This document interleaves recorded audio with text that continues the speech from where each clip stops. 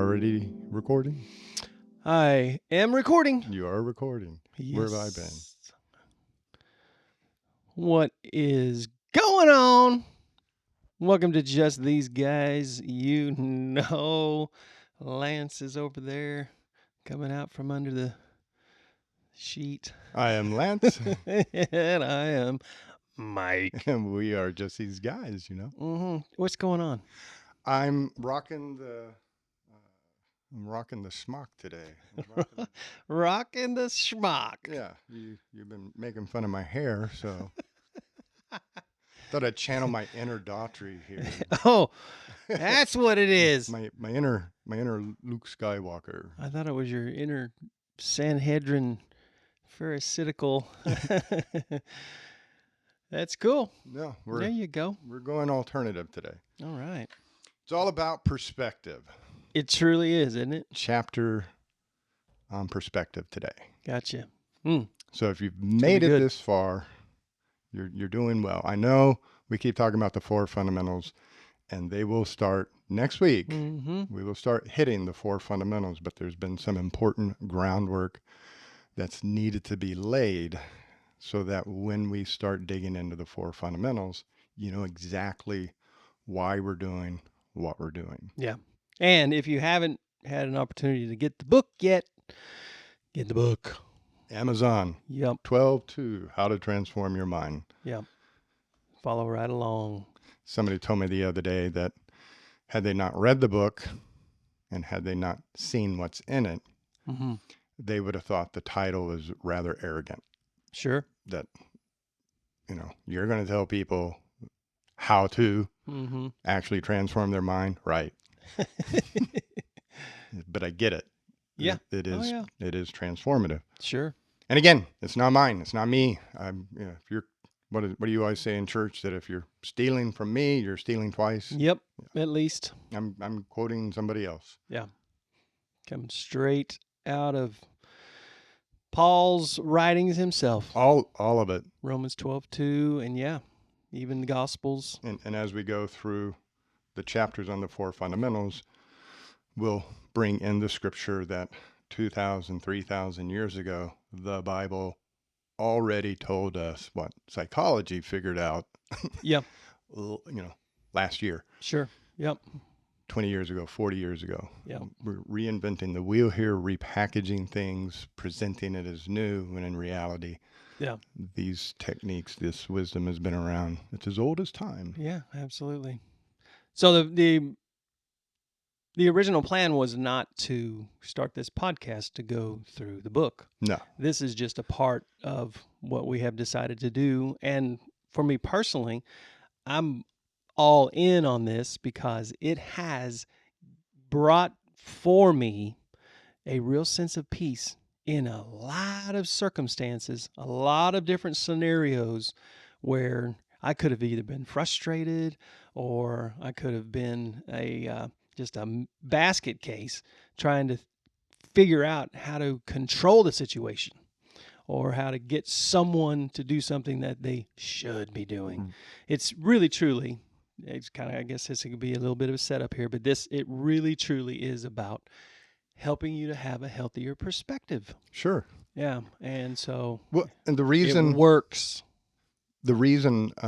I felt it was important to walk through the book the way we're doing it, one is you're going to be introducing the class to the book, so Right. we don't have to have a second class to go over the book. They can just listen to the podcast and get a better understanding of what each chapter is saying. Right.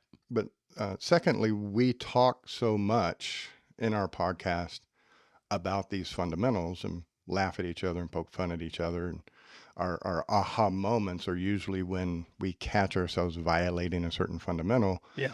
And the audience is not with us. Yep. They don't know what fundamental number one is. And that last night you were actually, proving me wrong about fundamental number one, that you could actually control another person. Mm-hmm. I wanted to see if I could actually disprove this is actually fundamental number one. So last night, we've got a thing going on right now in our house that is, it's consistent every single time we have company. And that is, I call it, and I know I can't sing it, but I call it Welcome to the Grand Illusion. We're having company. And so everything in our house is getting cleaned. Everything in our yard is getting fixed up. And so Dawn had asked me to paint the pots out in front of the house. 3 big planters. She wanted me to paint them. And I said, when exactly do you want me to do this? And I don't know why I ever asked that question. The answer is before I even get it, in her mind, it's before I even get it out of my mouth, get going. And so she left, and I went out and bought paint, and I came home because I thought, you know what, I'm gonna disprove this whole thing. I'm gonna control how she thinks, how she feels. So I painted them. She came home. She was super happy. Then this morning, I go walking in. I'm already up, ready to rock and roll. She's still sound asleep in bed. And I said, Donnie. She loves it when I do that. Oh. You jumped a little bit. She loves it when I do that. Oh, And she also loves it when I then just go silent. I detect a little sarcasm in your voice. Don't say anything. Yep. And she goes, her first response is, huh? And then the next response is, what? And I said, I love you. I knew she was going to be mad. Now, it's the perspective is we think that we control them, but the reality is we don't. We don't. And next week we're really going to dig into that, and Yeah. and you'll better understand what he's talking about. But you knew from past experience how she responds to certain things, and so you're doing the things you think will make her happy, so she's happy. You're doing the things you think will make her mad, Right. so she gets mad. And if she were wanting to change that whole dynamic, Yeah.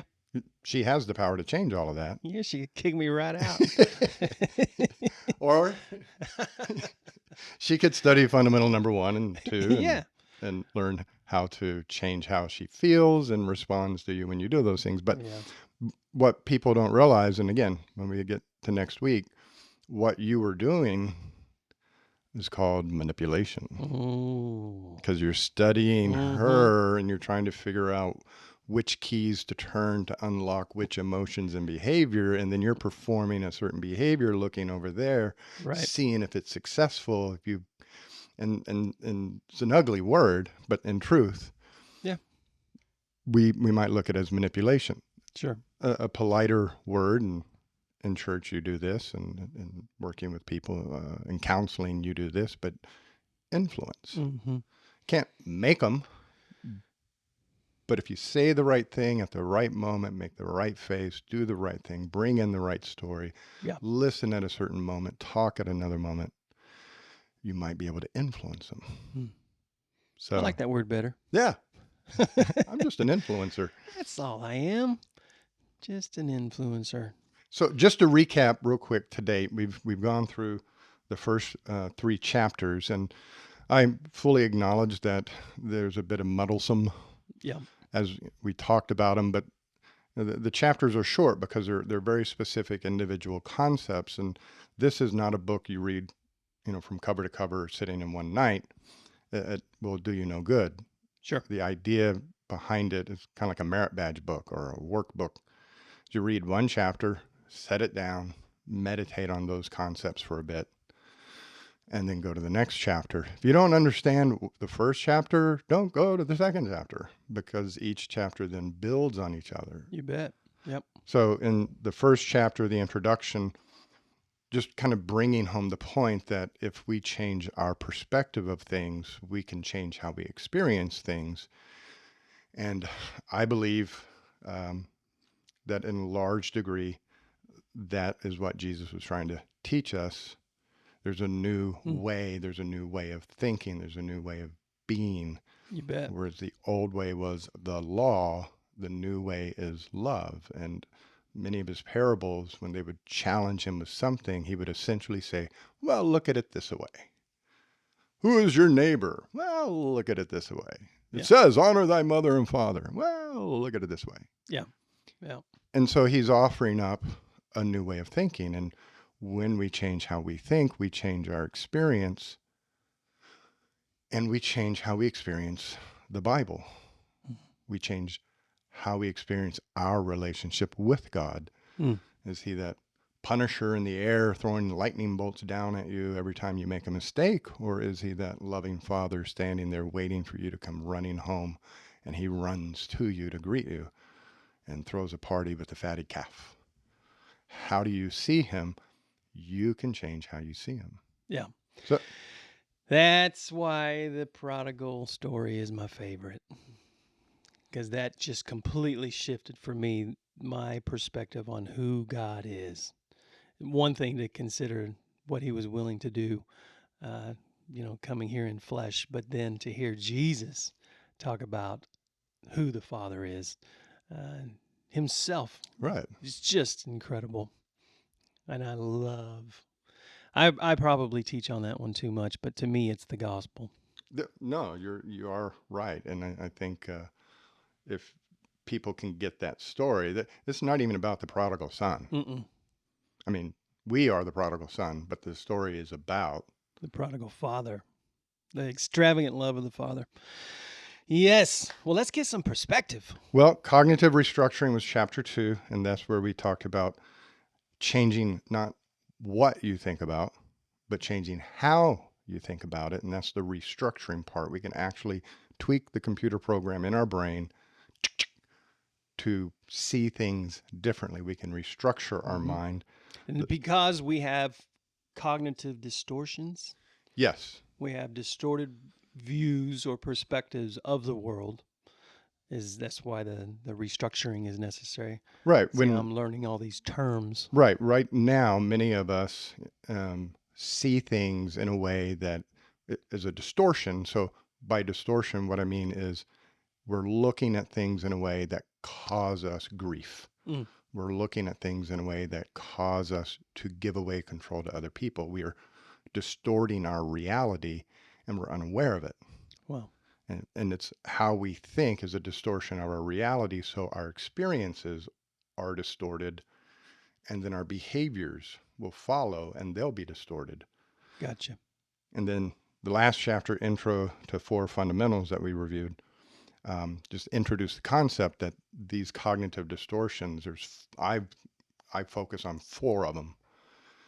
And I focus on 4 of them as the foundation for all our thought processes, that everything we do throughout our day, whether it's at work, in our relationships, in our driving, we are doing these advanced elements of life, but our foundational thinking, if it is distorted, then our advanced elements of life are going to be distorted. And so, like Joe Montana said, to handle the advanced stuff, focus on the fundamental stuff. And every professional athlete always harps on that. You bet. Yep. So that does work on the foundation. Bring us today to perspective. Cool. Have you heard this term before? I have. All right, Mike, what's a perspective? It is a view from wherever you are. Interesting choice of words. We'll see why. Okay. But the way our mind works, for right now, if you don't pick that up yet, but for the audience, he has across from him a spotlight. Now, you're blinded now. Hadn't looked into it before that. Now you see spots. Yeah. What do you see, Have Mike? a new perspective. It's spotty. But if you look in the direction of the spotlight, you're seeing white light. Yep. Right? White light. Yep. Now, pick up those glasses, put them on, and look not at the light, but in the direction. And now the light appears yellow. Very yellow. So the glasses I've given you. How did you do that? How did you make that light turn yellow? It's amazing, isn't it? Um, and for the listener, we forgot to mention this at the beginning. There is a cheat code for success. Make life very simple, very easy. There's a cheat code for that. Love cheat codes. And I'm going to give it to you at the end of the podcast. So stick through the next 30 minutes or so, and you will get a cheat code for how to make life successful and happy. But back to the glasses. Yes. So with the glasses on, the light appears. Yellow. Yep. Now take them off. We're going to be doing this a bit. Light appears. White. Put them back on. Light appears. Yellow. Now, test question. What changed that caused your mental experience of the light to go from white to yellow? The lenses. It's pretty simple. The sunglasses. Yeah. Specifically, the yellow tint in the lenses. Okay. So the glasses Right. have a tinting. Yes. The glasses caused your experience of the light to go from white to yellow. Yep. Really important question here. Did the light bulb change? It did not. But your experience of the light changed. It really did. Because you're It's a pointing and different we're on a lens. podcast. I know. People can't hear you point Because the glasses changed. because of the visual filter Yes. you chose Filter. to view the light through. Yeah. And isn't that how we buy sunglasses? Sure. We go to the store and we stand there. Do I look good in these? Yeah. See, we look, do I look good? And when we look around the store to see how the store looks now, is this the filter that I want to be driving around with? You bet. And sometimes when we're driving, we may go through a couple of pair of sunglasses because we're trying to create a visual experience for ourselves of our reality. There you go. Reality is not changing, but our experience changes as we change the filters that we're viewing reality through. Do you hear a parallel coming here? We have mental filters Yep, mental filters, right. that operate much the same way. Wow. And we load them into our mind. We just can't see them like sunglasses. Sure. So we have to listen for key words to tell us when we've changed our filter. Yeah. Now, again, this is stuff that people already know, because when I asked you what a perspective is, you said it is a view of, and you're trying to be all academic and smart, but view, you said it's a view. Yeah. So say, for example, this block is an issue in life. Sure. Now, when you look at that issue, you might say, you might be upset, and you would say, that's how I see it. Sure. And I may disagree with you and say, well, look at it this way. And you'll say, no, look at it this way. Right. So grab it's an exercise for everybody. As we look at this block, Mike, what's your perspective on it? Well, it's either live or live. But we're going with live. My perspective of this is live. Live? Yeah. Live. Yeah. And as you say that, you look serious and inspired. Well, my perspective is not live. Well, how could it be anything different? Well, it's believe. It's not live. Where you get live at is believe. Well, I don't believe it. No, it's not about 'Cause I'm living. looking at live. Not about living. It's about believing. Don't you get it? Don't you see? I see live. The way I see it, it's about believe. Well. Now, new issue. So when you look at this issue. That's love. Love. Oh, yeah. Love. Oh, no. This is not about love. What are you talking about, love? It's about praying. You got to pray. Well, I don't know. I don't know where you get that. I don't know how you see that. Well, how are you seeing what you see? What's wrong with you? It's as plain as day. So what we're showing here is that when you look at an issue, Notice the language we're using. We look at it, how I view it, how I see it. We're not talking about eyeballs.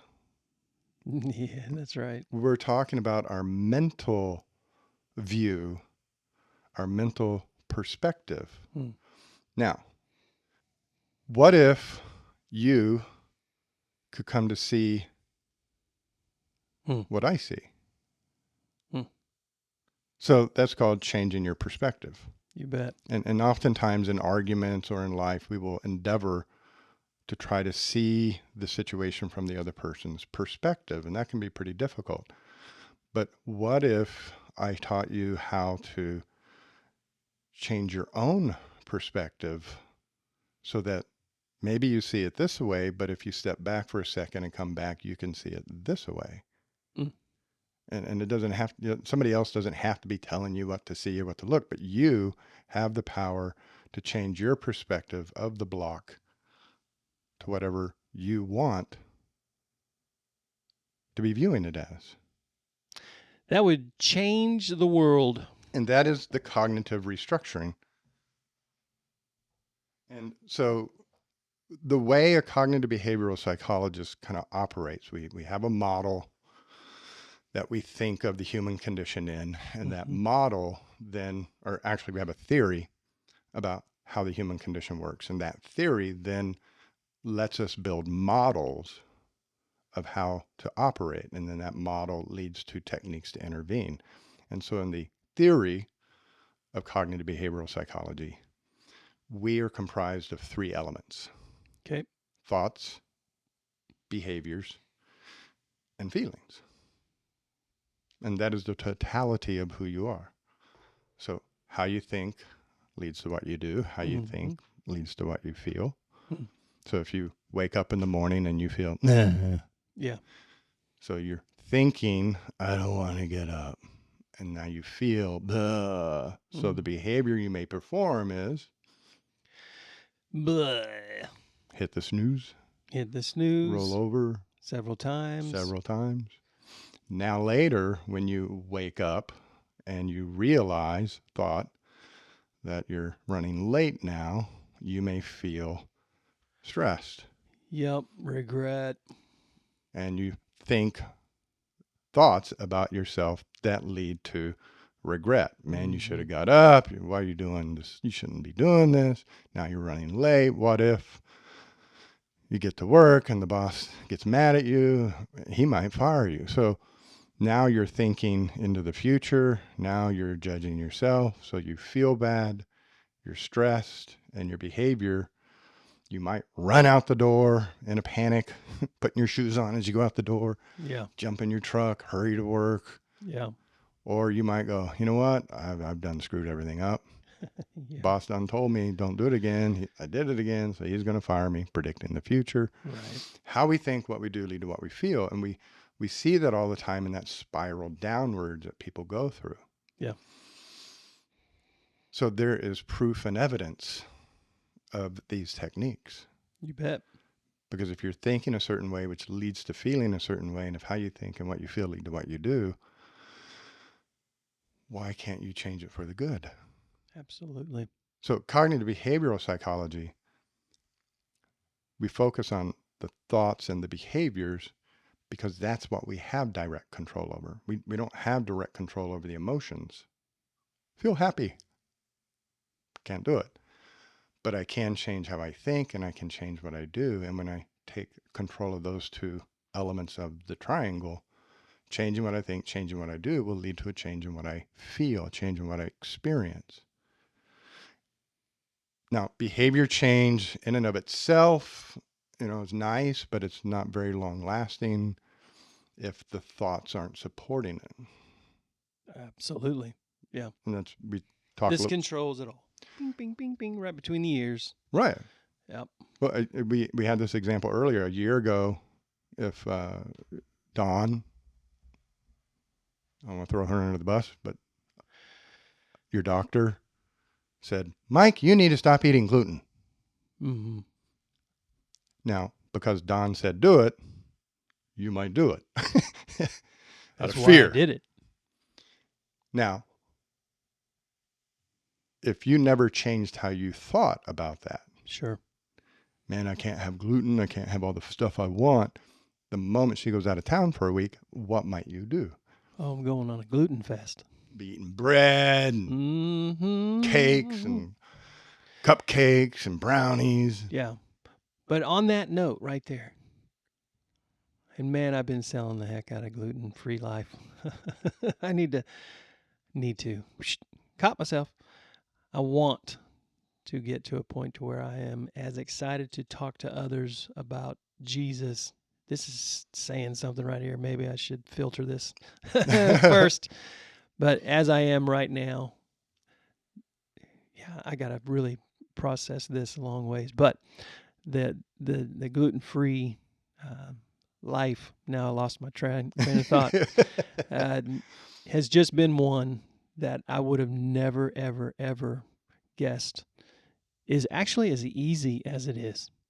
In my mind, I had it being a really, really difficult thing. I was going to miss so much. There's no way I'm going to be able to actually go out and have a meal with people and not be able to stick to it. There's no way I'm going to be able to.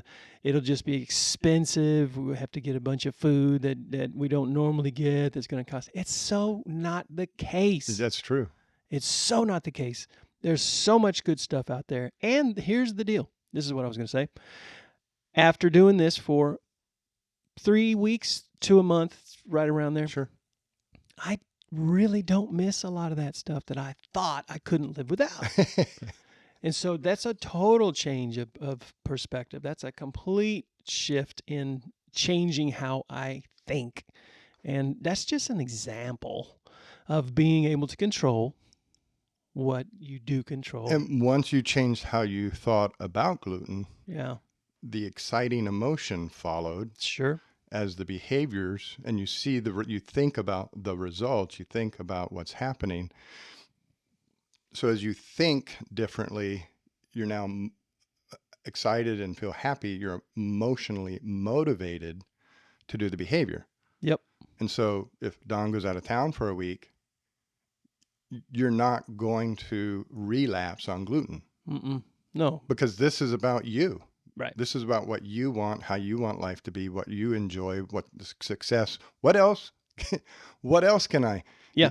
The excitement keeps that ball rolling. But if you're forced to do something, if you don't want to do something, you may do it under threat.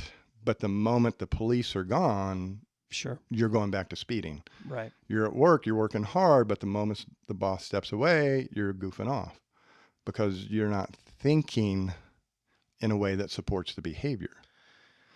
So that's why as cognitive behavioral psychologists, we really emphasize the cognitive part because changing how you think is the key, the linchpin. You bet. And Yep. so that's what these first 4 chapters have been about, is trying to lay this groundwork that we can change our perspective. When we change our perspective, we have new experiences. And there's 4 basic thought processes to really dig in and work on changing. And the way the format works is cognitive behavioral psychology. Changing what I think leads to what I do, leads to what I feel. Now that last little part, changing what I think, what I do, what I feel. Have you heard that anywhere before? Seems like I've read it a few times. Paul said, finally, my brethren, whatever is lovely in all situations, finally, my brethren, in all things, whatever is lovely, whatever is noble, whatever is worthy, whatever is excellent, Yep. think on these things. So, again, you have to study the scripture. You can't just read it. Sure. So he said, in all things. So driving, is that a thing? It's a thing. Is that one of the all things? It's one of the all things. When you're talking with your wife, is that one of the all things? Yeah. In all I'm sorry, Don. things. Yeah. So he also said somewhere else, take captive every thought. You bet. So in all things, whatever is, so the whatever is, he's acknowledging there's many different things here. And in all situations, whatever is lovely. which by implication, there are things there that are not lovely. Sure. So whatever is lovely, whatever is noble, Yeah. and he says a lot of them, but whatever is worthy. And so, there are many things we do that are not fun. Yeah. But maybe they're worthy. You bet.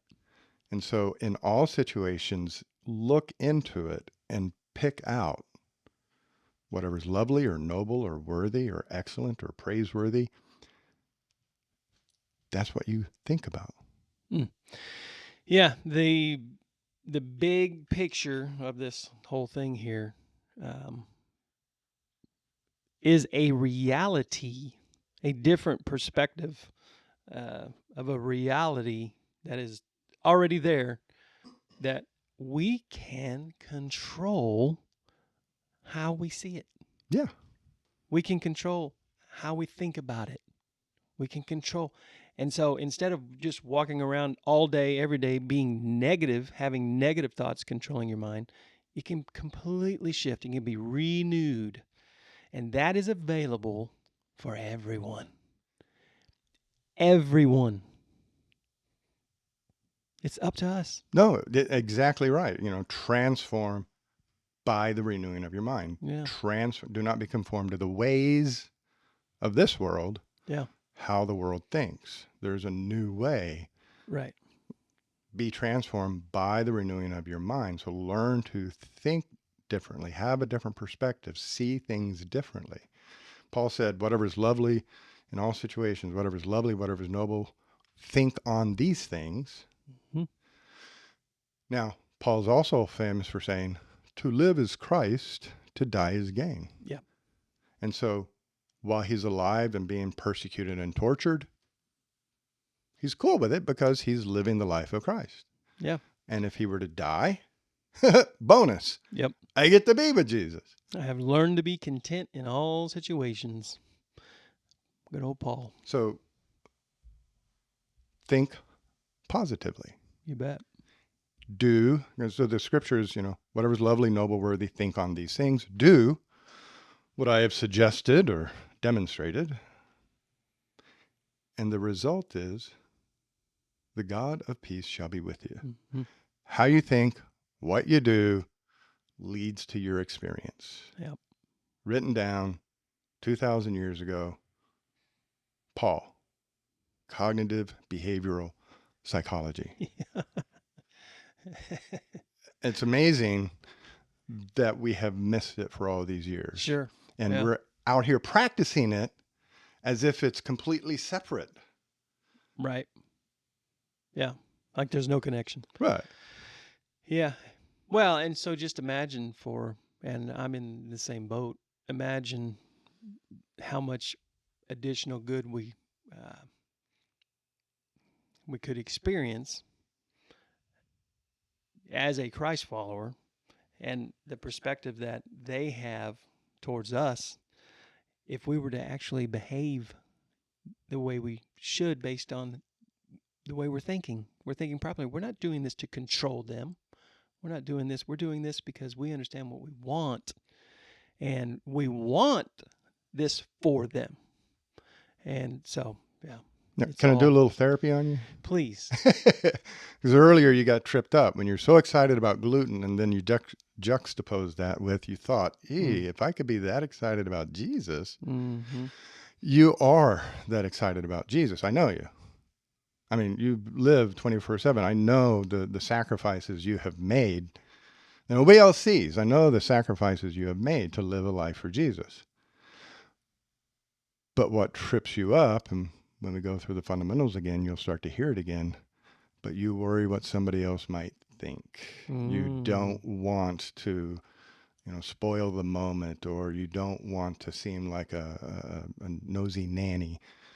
You don't want certain things. You worry what they might think. You worry about this. You don't want that. And then that starts to lock you down. So those thought processes then start changing how you feel about the situation, which then changes what you will do. Yeah, the behavior. Yep. Well, you're right. And it's very normal Yeah. We all, we go to a dinner party. Well, I don't want to make a fool out of myself, and I don't want to look weird, and so I'll just stand here and put my pinky out because that's what rich people do when they're at a dinner party, right? I'll just stand over here, and now everybody in the audience or the dinner party is looking around going, "Who's that weird guy over there with his pinky out?" Yeah. We end up doing what we fear doing. We end Sure. up creating the experience we feared because we were operating in fear. Gotcha. The one person you like at a dinner party is the one guy who walks in and he just says hello to people and he walks around and he shakes your hand and you're like, I like that guy. Yeah. But he wasn't worried what you would think if he approached you and stuck his hand out and said hello.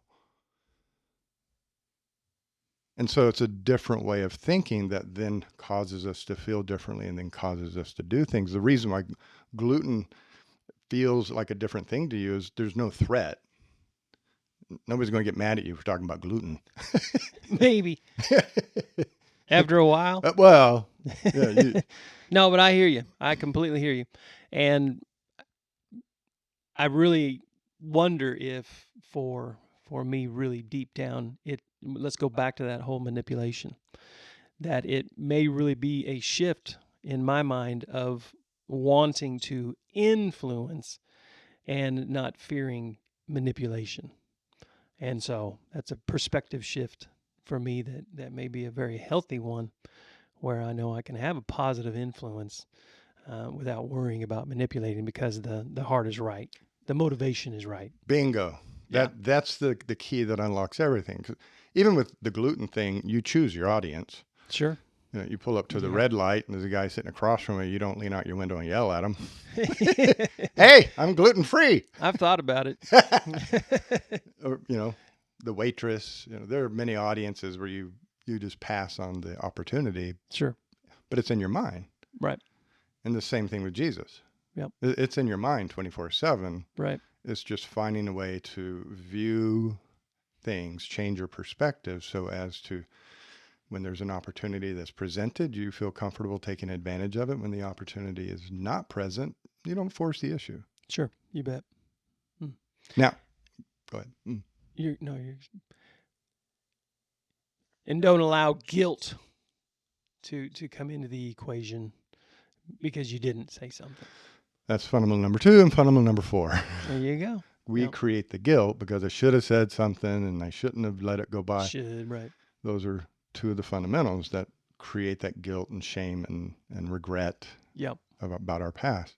It really becomes super simple once you get it, but it's hard to get it. I get that. And that's why we're going to give everybody the cheat code here in a minute. Got it. But when you are operating, when you're open, when your mind is kind of focusing on, when you let the force,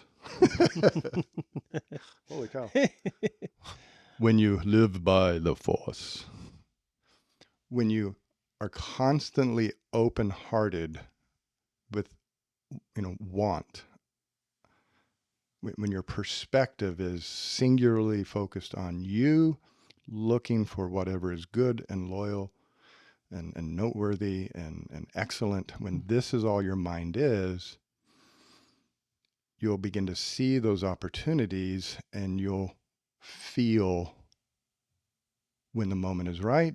You will feel when let it go this time. And you know what that feeling might be? The Holy Spirit. Mm. If you're quiet, if you're still, if your mind is at peace, and there's a scripture you talk about, he doesn't want to, he can do many more miraculous things than we've seen, but he doesn't want to do it by pushing us around. That's right. He wants to do it by gently, quietly working within the Spirit. And so when we can still our mind and get our perspective clean and focus solely on, what we want, how we want things to be, what would be nice, what would be lovely, and if that is our perspective, then the Holy Spirit can guide us. It's And good. that's not even the cheat code. Mm-hmm. Cheat code, what is? All right, you ready? Drum roll, please. Now, normally I make people give me $1,000 before I hand them this bit of information because it'll change your life. Really I will. owe you.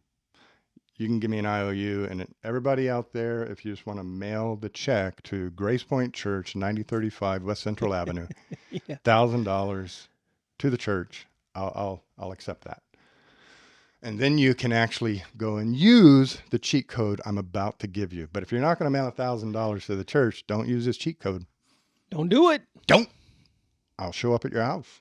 Well, that's trouble in his robe. Consistency. That doesn't translate to any other parts of our lives. Consistency. Hmm. Consistency. Whatever you do, if you do it consistently, you will be successful. I guarantee it. Yeah. And we have so many examples walking around us all day long. How often do you brush your teeth? Usually, well, 2 times a day. 2 times a day. Yep. And how many cavities do you have every week? How many times are you going into the dentist with a tooth falling out? Very rarely.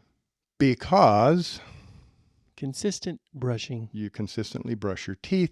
You flossing. don't have dental problems. Right. Sleep hygiene would be the same way. If you get a consistent routine to your evening, then you won't have sleep problems. It's when we're inconsistent with things that problems begin to arise or we fail. Working out. Oh, If yeah. I went to the gym one Saturday and worked out for 3 hours and that was it, am I going to be Arnold Schwarzenegger? That has been my exact experience. I worked out about 3 weeks ago. Haven't since. So that's the next thing I want. Well, That's the shift. That's the next thing I want. well, then great. Here's some advice for you, and the listeners can benefit from this. Don't go to the gym Okay. because that lifestyle is so different than your current lifestyle Mm-hmm. that it's not in your mind. You can't see it. And so if you want to start working out, then make a 2-degree shift in your day. Just one small thing that you will be able to do consistently every day. So, for example, maybe when you get home from work, go for a walk around the block. No big deal. Just 3 minutes. Sure. Go to the end of the cul-de-sac and come back. Just do it one time. And then you could say, I walked today.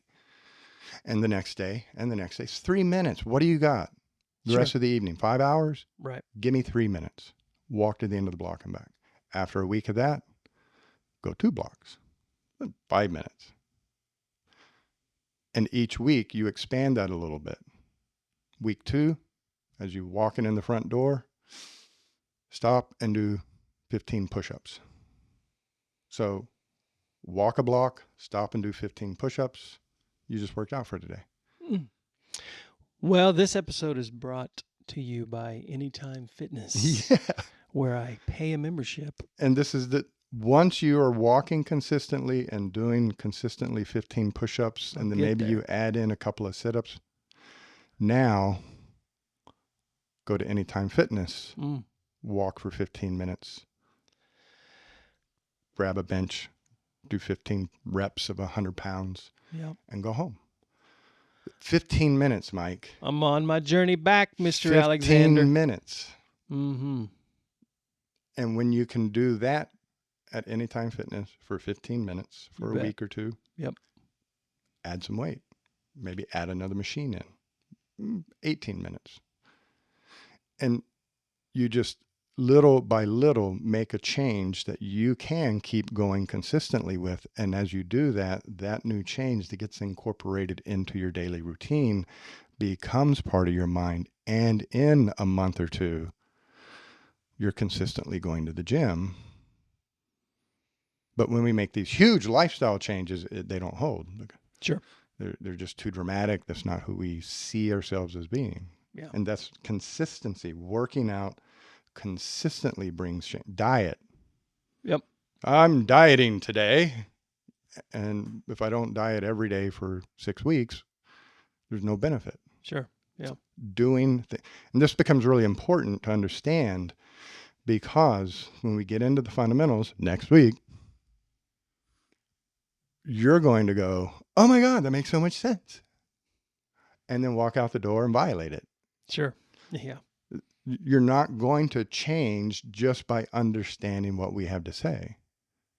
You have to consistently work on it throughout the day, 20 to 30 times a day, catching yourself thinking in a way that's creating chaos, shifting it to the new way of thinking.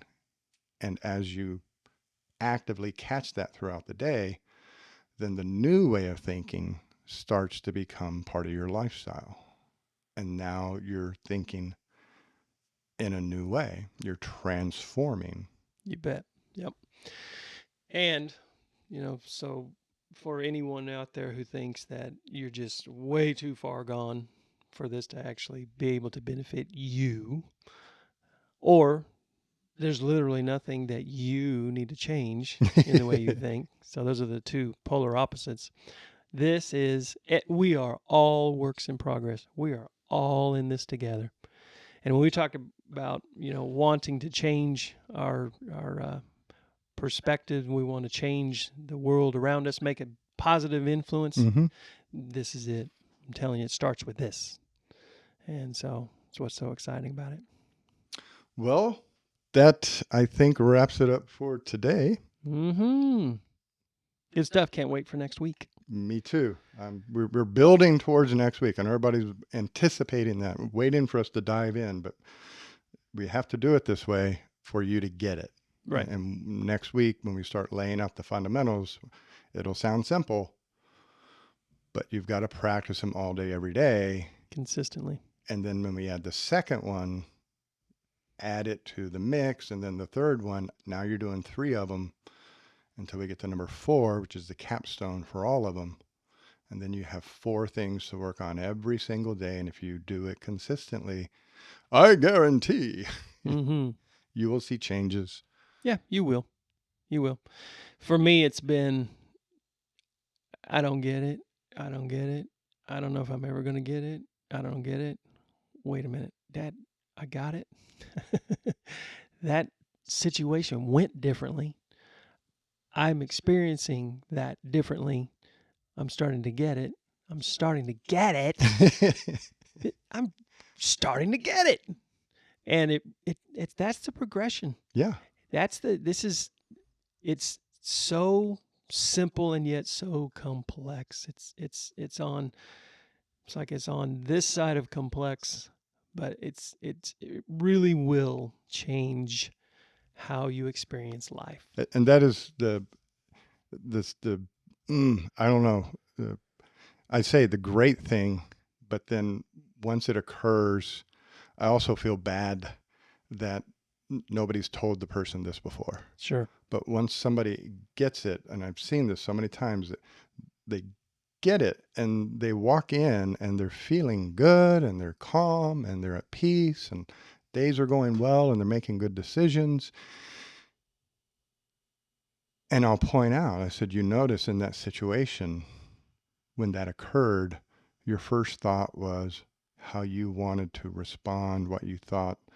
You weren't worried about what they were thinking. You weren't upset because they didn't do such and such. And they're like, yeah, I see that now.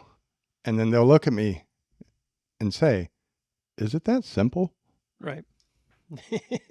And that's when we make that fundamental shift, the advanced elements of life start to become much easier. You bet. So good stuff. Thank you, Mike, for this morning Thank you. For all your participation in the silly exercises. Well, thank you. I'm looking forward to this little journey. I'm Lance. And I'm Mike. And we are just these guys. See you next week.